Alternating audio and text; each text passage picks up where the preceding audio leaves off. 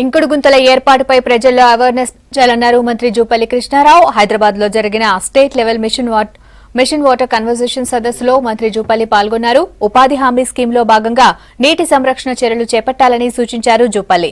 ఇతర రాష్ట్రాల్లో అమలవుతున్న విధానాలను స్టడీ చేసి రాష్ట్రంలో అమలు చేయాలన్నారు.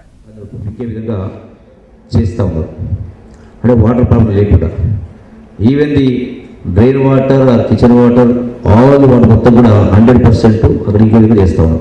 నేను యాక్చువల్గా అడిగినాను కదా, అసలు డ్రైనేజ్ సిస్టమ్ లేదు ఇక్కడ. ఎందుకు డ్రైనేజ్ సిస్టమ్ లేదంటే మా డ్రైనేజ్ అంటే షాక్ చూసి డ్రైనేజ్ సిస్టమ్ అనేది లేదు మోస్ట్ ఆఫ్ ది ప్లేసెస్లో.